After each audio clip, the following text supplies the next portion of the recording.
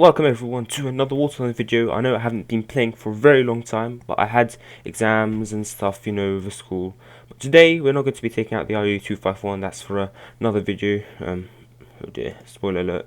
But today instead we're going to be taking out the KV1b. This is a German battle rating 5.0 premium, and it is based on the KV1, obviously from the Russian tech tree, but also has a 75mm gun that's found on the Panzer IV F2. Now we're going to be taking a look at this amazing tank and how to play it, etc. And first off, we're going to choose which lineup you should play. Now, this is just what I think. This is my personal opinion. You might obviously want to change it.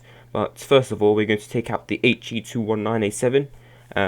You might have spent all your golden eagles buying the KV1b, which I know it is fairly expensive, but but the HE219 is definitely something you should get. It is one of the cheapest tier 4, if not the cheapest tier 4 premiums out there. That means you can research your jets really well and you can have a good time. So you can research every single rank plane, because if you see the tier 3 planes, you can't actually research effectively tier 5, rank 5 for planes. So this plane is excellent. It's also got the HVAP, so you can get the tanks really well. And I play this plane, if you can't see, by the Big 15 bis and the RU251 at top tier, and I can still get kills. So definitely at 5.2 you'll do really well.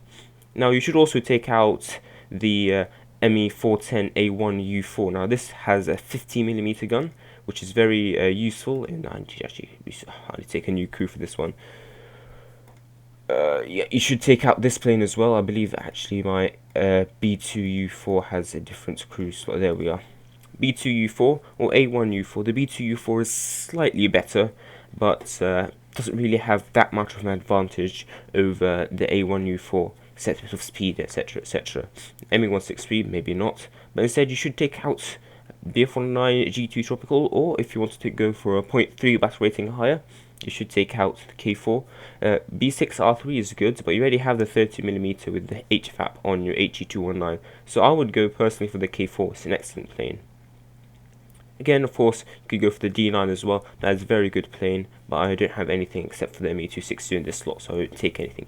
Now, let's just get into battle whilst I tell you why I am not taking any other tanks. Now, the thing is, for tank RB, you can only, after you've died in this tank, then you can't respawn it again unless you have a backup, obviously, in which case you can respawn it once more. Now, if you want to grind tanks, that's kind of a bit annoying, because if you died, then you'll have to respawn another tank, and then you're wasting your time in non-premium tank. But instead, what you should do, you should concentrate as much as you can in this particular tank.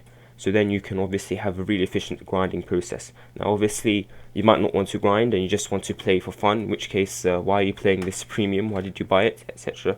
It's not exactly a collector's vehicle. Collector's vehicles are more unique vehicles. This is a very unique vehicle, but it's not exactly something that you would play for fun. And it is very fun. Now just a few pros and cons for this particular tank. Firstly, it is, let's go for the pros first. Excellent cannon. Yes, the cannon is found in the Panzer IV F2, which is 1.7 battle rating lower. Now, does that mean it's bad? No, the cannon is excellent. There's only really one tank which you can't really shoot from the front, and this is this thing here. And that's annoying, but at the end of the day, there's not much you can do about that. So I mean, even the APC, I won't go through it effectively, but everything else is absolutely amazing. For loadout, Panzer Grenadier 39 and APCR should take more of the APHE than the APCR, because APHE has intense stopping power. It's basically a one-shot kill. Other pro, the armor is amazing. You should angle it at 40 degrees to whoever's trying to shoot you, and you'll basically be bouncing everything that is ever shot at you, and that is quite useful. That's probably why this tank has a far higher battle rating than the Panzer IV F2, which has the same gun. It's exactly the same. It has the same penetrating values, etc, etc, same explosive filler. Now cons, it is slow. It's very slow, and It's annoying, as you can see already. I am lagging behind the battle. It's quite frustrating, but that's what you need to live with. Other cons is that it's a bit ungainly. It's some tanks are slow, but you can easily go above everything, like go over rocks. This tank isn't. It's large. This is a huge tank. Also catches on fire pretty fast. Pretty much like you can see, fuel tanks are basically everywhere, which is actually also a pro in itself, because that means that the shrapnels which otherwise would be going to your crew. The shrapnel which otherwise would be going to your crew is going straight into your into the fuel tank, and you can of course extinguish that, but you only have two fire extinguishers, 2 FPE, so maybe you don't want to be using those there, but you know, it's fine. Also, the ammo racks are stored in a very awkward position, so it's kind of hard to hit. There was someone here, but that's my friend. So how should you play this tank? Number one, you need to know that, well, firstly, you need to know how to play all of your, how to play every map you play. So, for instance, I know that if I go across the sea, I know where the enemy is, I know in which position I should get to in order to be good. And you need to remember that you are very slow. Ooh, that looks like a tank. Oh dear. You need to remember that you are very, very slow, and that if somebody attacks you, then you might not be able to react properly. There we go. Which is a bit awkward, but that's the key thing. Every single tank that you play, but especially this tank you need to know how to. You need to know how to where to play, how to go, where to go, etc., etc. So then you can realize. You can see the tank's great survivability here. Yes, my canal breach has gone, but look, I can still I'm able to. Ouch! But I'm still able to get back. It's unlucky that I was killed there, but that's fine. I mean, you know, these things happen. But yeah. Now I'm going to show you the HE219, how effectively that can be used as well, but it's very important for you to, for this tank, for you to locate yourself properly. Ooh. So now you're going to see how you should use the HE219 in these types of battles. Now, usually in the key bindings you'd have a 1 and 2, so 1 is for lower caliber guns, and this is the 20mm in this case, MG151. And 2 I have set as the 30mm, and that's what you should be using, so you don't actually waste your 20mm, because 20mm against tanks is very bad unless you're fighting open top vehicles like the M19, AA, anti-aircraft, etc., etc. So as you can see, I'm locating the enemy, trying to anyway. I have one here, and you need to look at the tanks that aren't seen by your forces. That was very bad. It's kind of hard to play and record at the same time, as I'm pretty sure any of you who try to do these things is also aware of. But yep, that's now for these the 30mm MK108s, don't go through everything. They are kind of hard to aim, but you should really be going from at the top down, because the armor at the top of tanks is very, very weak. So as you can see, critted him. It's good transmission fire, you know. If he doesn't have FPE, he's down, but it does look like he has FPE. Also need to be aware of any enemy planes. That's the AA as well, you need to be aware of. Is he still on fire? No. As you can see, I am second in the leaderboard. Now, I think I should actually go to land because I am badly damaged. It might not look that badly damaged in the paper model. But I am, you can see that I'm really slow. I should be faster than this, but I'm not.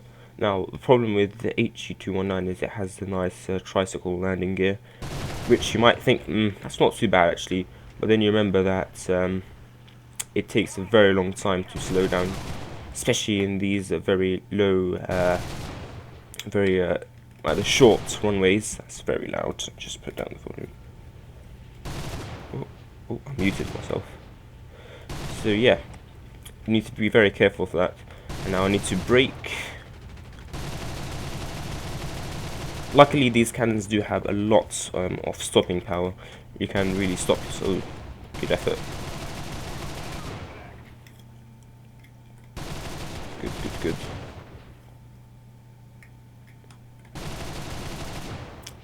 But yeah, the HG219, I might do a review on it later. It's better to play it, I believe, in Tank RB than Air RB. It's kind of difficult to play in Air RB, but Tank RB definitely you can play to its strengths. It's got very good stopping power against planes and tanks as well. You saw I very easily set that tank on fire and destroyed his transmission. But yes, like I said, I played this in top tier with my RU251, which video coming out soon. But yes, excellent plane. Maybe not in Air RB, but definitely in Tank RB. And also it's a player made model, so when I bought it, I helped support the person who made it, which is actually, it's an excellent plane.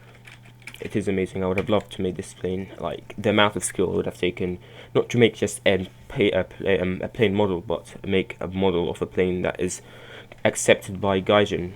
Because obviously the planes that Gaijin makes, even though some people might not think so, they're of very high quality to make. So to make the plane model of the same caliber, of the same quality, is quite impressive. But yeah, just blow up a bit. But yes, this plane is great. I mean, I'll go to a bit of a review. I'll do a bit of a pros and cons. Pros, obviously the guns. Second highest burst mass in the game, highest burst mass of a prop plane, I believe. Obviously the Hunter, yeah, video coming soon by the way. The Hunter obviously has higher burst mass, but the Hunter is ridiculously good. So like, obviously you shouldn't think about that too much. Also, the plane is maneuverable, especially for a heavy fighter. You can maneuver quite well. You need to use a fair bit of your elevator, and you need to know how to turn your throttle control, etc. But once you got all of that down, you can turn quite well. Maybe not as well as some of the planes you'll be facing, but definitely it's not something you shouldn't think, oh, I can't turn. Speed is fine. It's not too good. It's not too bad. It's fine. It's not shabby. Yeah, how you should play this plane is, as you can see, head-ons. Like I said, the maneuverability is not some of the things you'll be facing. So simply, and now he didn't see. Oh, I thought it was a. Yeah, well that was a hit. That must be with my 20mm MK108. No, 20mm MG151. Where is he? I lost him. It's fine, I didn't lose him though. You need to be very careful for ZSU-37. Right, I heard him. Ouch. Yeah, we lost this game anyway. We might as well try to take him on.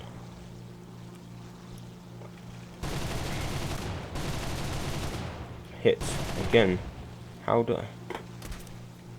Right, that's the IL-20, IL-2M, IL-4, IL-10, I believe. As you can see, this plane, another con is it doesn't take damage too well. My engine is barely damaged and already I'm pretty bad, so I won't be lasting long. This game won't be lasting long either. I can't even catch up to this IL, so just spray. There we go. That's how strong the cannons are. It's quite very, very strong. Ow. But yeah, we don't really have much left in this game. We're about to lose because of ticket bleeds. So I hope this actually showed you the capabilities of the KV1b. I know it's not exactly the best review ever made, but it shows you some of the capabilities. Definitely it is worth it, especially because the German tech tree is probably the best tech tree, tanks and planes as well. So definitely if you want, because I mean it's very hard to play, to be honest. If you can master German tech tree, then you've mastered everything. I mean, I know some of the skills aren't transferable, but most of them are. If you play the German tanks, then you'll be able to play many other tanks, because the Germans have a very wide range of playing styles. Although most of them are heavy, you know, relying on armor, but other times, you know, it is ouch. Good shot, good shot. Other times, you know, you have lighter vehicles like the Panzer IV F2. So you're not going to rely on armor with that one, but you have a great cannon, and I think most German tanks have amazing cannons. So yeah, thank you for watching, everyone. I hope you have a good time. I'm going to make more videos, you know, because obviously after my school I have to get back into the swing of things, you know. But yeah, see how much RP do I get. So for 3 kills and a loss, 2,000 is quite good. It's decent, especially with no premium account, as you can see here. This is actually a good amount of RP. So obviously, if you win, if you grind it out, you'll be able to get through the German tank tree in no time. I mean, already, let's see how much I got without the... So yeah, have a good time watching my other videos. Remember to subscribe, like, comment, share my videos, and thank you very much.